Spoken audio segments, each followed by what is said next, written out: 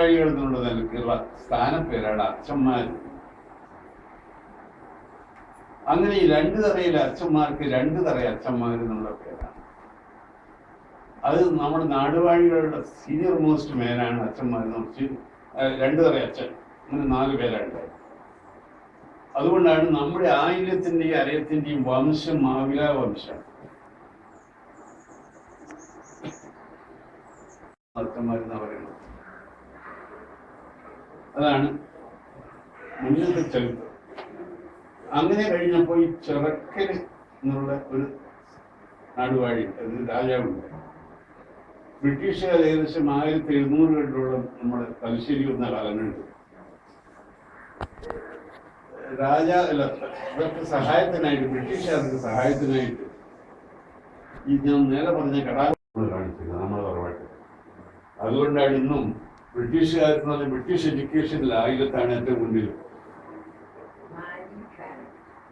മറ്റ് ബ്രിട്ടീഷുകാരുമായിട്ടുള്ള ഒരു അടുപ്പമുണ്ടായത് മാത്രമല്ല, 1765 രണ്ടു തറ അച്ഛന്മാരും ബ്രിട്ടീഷുകാരും ഒരു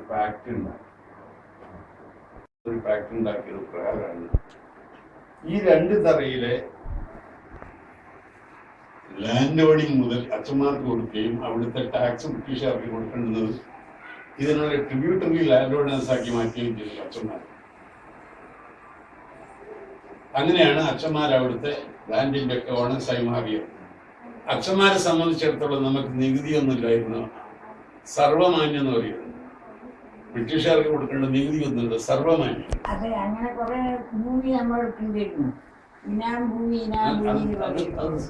ഇൻഡിപെൻഡൻസ് കിട്ടുന്നവർ നമുക്ക് സർവമാന്യമായിരുന്നു.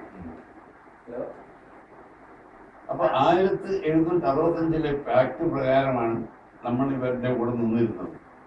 പക്ഷേ ബ്രിട്ടീഷുകാരും ശ്രീരംഗപട്ടണത്തിലുള്ള സന്ധി സംഭാഷണങ്ങളും ടിപ്പുവിന്റെ മരണം ഉണ്ടായി കഴിഞ്ഞപ്പോൾ പിന്നെ ഇംഗ്ലീഷുകാരായി നമ്മുടെ നാട്ടിലെ അധിപന്മാർ എന്നുള്ള നിലനിർത്തിയല്ലോ.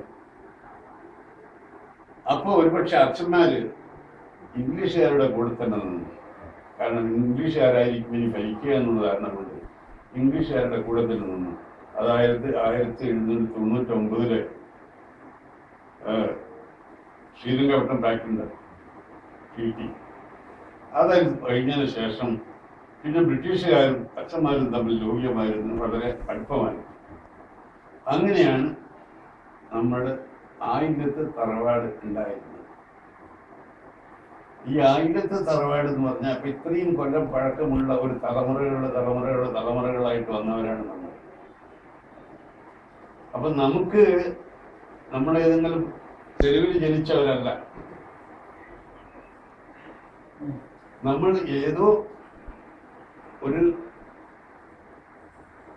വീര്യമുള്ള ഒരു ജനുസിൽ നിന്നാണ് നമ്മുടെ ഒറിജിൻ ഉണ്ടായിട്ടുള്ളത്.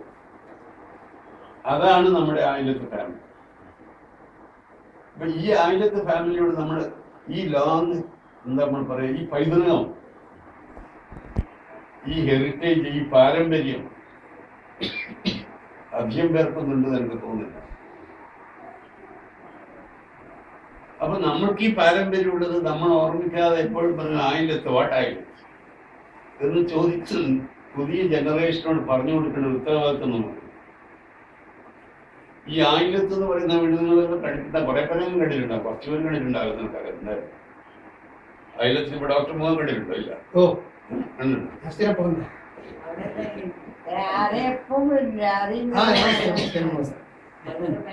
അല്ല, കൊല്ലത്ത് കഴിക്കുന്നത്. പക്ഷെ എത്രയാണ് ഒന്നും ചെയ്യാറുണ്ട് എന്നുള്ളതാണ്. നമ്മളൊരു 50% അവിടെ ഒന്നിച്ച് കൂടാറുണ്ട്. അതുകൊണ്ട് നമുക്ക് ആദ്യം അന്യോന്യം അറിയാറില്ല. ഇപ്പൊ അവിടെയുള്ളത് പണ്ടതൊരു 4-8 വീടായിരുന്നു. ആ 4-8 വീട് കാരണം നമ്മുടെ തറവാട് പാർട്ടീഷൻ ചെയ്തപ്പോ ഈ തറവാട് വീടും പറമ്പും കോമൺ ആയിട്ട് വെക്കണമല്ലോ നമ്മുടെ. അങ്ങനെ വെച്ചപ്പോ അത് പിന്നെ അതിനെ മെയിൻറ്റെയിൻ ചെയ്യാൻ ആൾക്കാരൊന്നും ഇല്ലാതെയായി. അപ്പൊ നമ്മുടെ ഒരു അമ്മാവനുണ്ടായിരുന്നു, അവരെ പ്രദേശം ചെയ്ത് വീട് പൊളിക്കണം, കാരണം മെയിൻറ്റെയിൻ ചെയ്യാൻ ആരുമില്ല. പുതിയൊരു ഹാൾ ഉണ്ടാക്കി. പക്ഷെ നമ്മുടെ ദൈവങ്ങളെയെല്ലാം സംരക്ഷിക്കുക. കാരണം ഏത് പഴയ തറവാട്, നിങ്ങൾ വടക്കേന്ത്യയിലൊക്കെ പോയാൽ ഏത് രാജകുടുംബത്തിന്റെ ഇതിലും ഒരു ക്ഷേത്രവും ഒരു കോവിലും ഉണ്ടായി. ഈ ക്ഷേത്രത്തിന്, അതായത് ഞാൻ ജയ്പൂർ പാലസിലായാലും ശരി, ഏത് നിങ്ങൾ രാജസ്ഥാനിലെ ഏത് പാലസിൽ പോയി കഴിഞ്ഞാലും അതിനുള്ളിൽ അവർക്കൊരു ഒരു ഒരു ഒരു ദേവീക്ഷേത്രം ഉണ്ടായിരുന്നു. ആ ദേവീക്ഷേത്രമാണ് അവരുടെ മുഴുവൻ ശക്തിയുടെയും ഊർജത്തിൻ്റെയും സോഴ്സ്, ഉറവിടതാണ്. അപ്പൊ അതുപോലെ നമുക്ക് നമ്മുടെ ദൈവങ്ങളുടെ വിശ്വാസം കൊണ്ട് പറ്റിയൊന്നുമില്ല. ഈ ദൈവങ്ങളാണ് നമ്മുടെ കൂടെ ഉണ്ടായിരുന്നത്. നമ്മൾ ഇവിടുന്ന് കൊണ്ടുവന്നാലും ശരി, അവിടെ വിഷ്ണുമൂർത്തിയും കാരണവരെല്ലാം ഉണ്ട്. അപ്പൊ അടുത്ത കാലത്ത് അവിടെ സ്വർണ്ണ പ്രശ്നം വെച്ചു.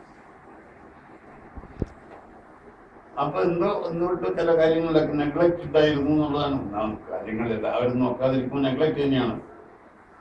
അതിന് പരിഹാര മാർഗങ്ങളായിട്ട് കുറെ കാര്യങ്ങൾ നിർദ്ദേശിച്ചു. ആ പരിഹാര മാർഗങ്ങൾ ഇങ്ങനെ ചെയ്തുകൊണ്ടിരിക്കുമ്പോഴാണ് നമ്മുടെ ഏറ്റവും അതിൻ്റെ കാര്യകർത്താവായ ഏറ്റവും പ്രധാനിയായിരുന്ന നമ്മുടെ ഒരു തറവാട്ടിലെ ഒരു അംഗം പപ്പാട്ടം മരിച്ചുപോയത്. ഇപ്പൊ അത് ഉണ്ട്, നോക്കാൻ ആടൊക്കെ ഉണ്ട്. പക്ഷെ എങ്കിലും വേണ്ട വിധത്തിൽ കൊണ്ട് നടക്കാവുന്ന വിധത്തിലല്ല. ഒന്നാമത് പപ്പട്ടനായിരുന്ന കാലത്ത് ഏറ്റവും പ്രധാനമായ കാര്യം ഇതിന് പണമാണ്. ഈ പണത്തിന്റെ വിഷമില്ലെങ്കിൽ ഏത് കാര്യം നടക്കും. പപ്പട്ടനാണെങ്കിൽ പപ്പട്ടനെ കാര്യം കോണ്ടാക്ട് ചെയ്യാനൊക്കെ സാധിക്കും. ഇപ്പോഴുള്ള ആൾക്കാർക്ക് ഇപ്പൊ ആരാണ് എവിടെയൊക്കെയാണ് ഉള്ളതെന്നൊന്നും അറിയുന്നില്ല. അപ്പൊ ഈ പരിസ്ഥിതിയിൽ എനിക്ക് നിങ്ങളോട് പറയാനുള്ളത് എന്താ വെച്ചാൽ, എന്നോട് പപ്പട്ടം പറഞ്ഞതോ അല്ലെങ്കിൽ അവർ പറഞ്ഞതോ അല്ല, നമ്മൾക്ക് കയ്യെത്താവുന്ന ദൂരത്തിലേക്ക് കൈനീട്ടി വാങ്ങിക്കണം. ഒരുപക്ഷെ ചന്ദ്രൻ കൊടുത്തു കാണും, പക്ഷെ ചന്ദ്രന് സ്ട്രെച്ച് ചെയ്യാവുന്ന ദൂരത്തിലുള്ള കൈ നീട്ടി വാങ്ങി കൊടുക്കണം എന്നുള്ളതാണ്. പേഴ്സണലായിട്ട് പറ്റിയൊക്കെ വേണം. അപ്പോ ഞാൻ പറയുന്നത് അതിലെ പൊളിച്ചിട്ടിരിക്കുകയാണ്. അവിടുത്തെ ദൈവങ്ങളുടെ എല്ലാം താഴെപ്പെടും, മറ്റേ മേൽപ്പുരയൊക്കെ പൊളിച്ചിട്ടിരിക്കുകയാണ്. അതെ, അന്ന് തുടങ്ങിയുള്ളൂ. അപ്പൊ അത് പൂർത്തിയാക്കണമെങ്കിൽ ഇനിയും കുറെ സാമ്പത്തികമായ സഹായങ്ങൾ ചെയ്യേണ്ടി വരും. അപ്പൊ നമുക്ക് കയ്യെത്താവുന്ന സ്ഥലത്തോളം ശ്രമിച്ചിട്ട് അതിന് സഹായങ്ങൾ ചെയ്യണമെന്നുള്ളതാണ്. അതാണ് എനിക്കൊന്ന് പറയാനുള്ളത്. പക്ഷെ അതിനേക്കാളും പ്രധാനപ്പെട്ട കാര്യം, ഇന്ന് നമ്മളിവിടെ കൂടുന്നുള്ള ഇനിഷ്യേറ്റീവ് എടുക്കാൻ കാരണം, കോഴിക്കോട് ഇത്രയും പേരുണ്ടായിട്ടും 1000 നിന്ന് വെക്കുകയല്ലാണ്ട് ആരൊക്കെയാണ് ഇവരെന്ന് ചോദിച്ചാൽ പറയാനാണില്ല, അല്ലെങ്കിൽ കണ്ടാനാണില്ല, ആരോ എന്ന് ചോദിക്കണമെന്ന ഒരു സിറ്റുവേഷൻ വരികയാണെങ്കിൽ അത് നല്ലൊരു തറവാടും ചേർന്നതല്ല. എനിക്ക് ധൈര്യം ഉണ്ടാകണം, who's doctor Mohan who's doctor Vinod Kumar എന്ന് ചോദിച്ചാൽ, അദ്ദേഹത്തിന്റെ ഇന്നാളാണ്, എന്തൊരു വരുമാനമാണ്, ഇയാൾ കിടക്കുന്നത്, വെളിയിലുള്ളതല്ലേ എന്ന് പറയാനുള്ള അറിവും കഴിവും നമുക്ക് ഉണ്ടാവണം എന്നുള്ളതാണ് നമ്മുടെ ആവശ്യം. നമ്മുടെ അന്യോന്യം കാണുക, പരിചയപ്പെടുക, ഇതൊക്കെയാണ് ഇന്നത്തെ മീറ്റിംഗിന്റെ പ്രധാന ആവശ്യം, ഇന്നത്തെ ഈ കൂടിച്ചേരലിന്റെ പ്രധാന ആവശ്യം. I hope I have made myself clear.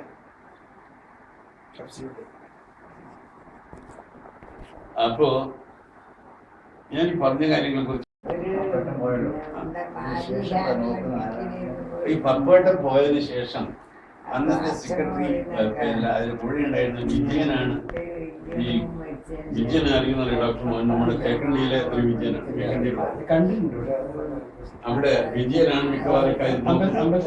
അതെ, പക്ഷെ വിജയന് പപ്പേട്ടനുള്ളത്ര കോണ്ടാക്ട് ഇല്ല, പരിമിതമാണ്.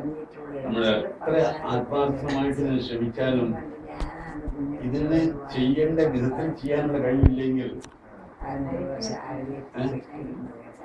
അരി എവിടെ അധികം വരാറില്ല, ചെറുപ്പഴേ ഉണ്ടാവും. വിശ്വാസത്തിലാണ് അരി ചെയ്യുന്നില്ല, ദൈവത്തിനാണ്. അപ്പൊ നമ്മുടെ ഇപ്പൊ ചിലരെ കഴിവെന്ന് പറഞ്ഞ എങ്ങനെയാണ്, നമ്മളിപ്പോ എത്ര ഒരാളത്തിന് വേണമെന്ന് ആഗ്രഹിച്ചാലും തെങ്ങുമ്പോ കയറാൻ കഴിയില്ലെങ്കിൽ കിട്ടില്ലല്ലോ, കിട്ടുമോ തെങ്ങിന്? അതുപോലെ വിജയനും ഹരിക്കും ഒക്കെ തന്നെ എന്താ ചെയ്യുന്ന പരിമിതിയുണ്ട്. അപ്പൊ തെങ്ങ് കയറാൻ കഴിയുന്നതിനെ അതിന് വയ്ക്കാൻ കഴിയുള്ളൂ. അതുകൊണ്ടാണ് പ്രധാനമായി ഞാൻ നിങ്ങളോട് പറയുന്നത്, നമ്മുടെ ബന്ധുക്കളും സ്ട്രെച്ച് ചെയ്യുന്ന നിങ്ങൾക്ക് അറിയുന്ന പേരുണ്ടായിരിക്കും. ഇന്നിപ്പോ 10-15 പേരെ വന്നിട്ടുള്ളൂ.